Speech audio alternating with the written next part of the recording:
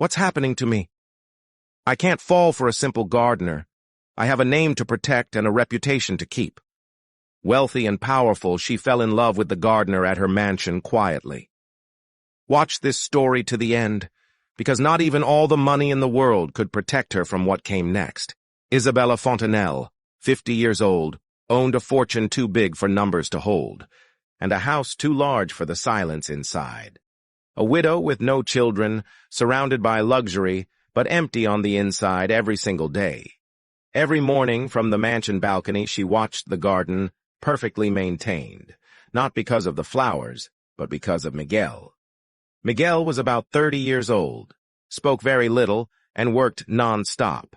Dirt on his hands, eyes always lowered, like he never had the right to look higher. He never asked for anything, never demanded anything, never tried to cross any line at all. And somehow, that was what broke her down. Isabella hated herself for feeling this way. A respected woman, rich and admired, falling for a simple gardener in her own home. This is ridiculous, she thought with anger. This isn't love, it's loneliness, she insisted. But the heart didn't obey logic, and it definitely didn't obey money. She made up reasons to walk into the garden, asked about plants she already understood, and stayed there pretending she was curious, while the real reason pounded in her chest. And when Miguel smiled, rare and shy, Isabella felt something she never received before, a real sense of life waking up inside her. At night, alone in her massive bedroom, the fear returned, heavy and unforgiving. Fear of judgment, fear of laughter, fear of being seen as weak and desperate.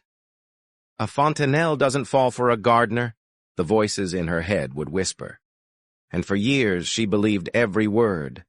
Miguel was too simple for her world, too young for her careful life, too far from everything she was raised to value, and still, he was the only one who felt real.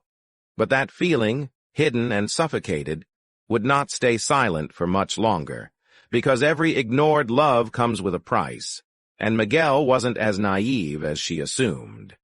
To be continued in Part 2, if you want it.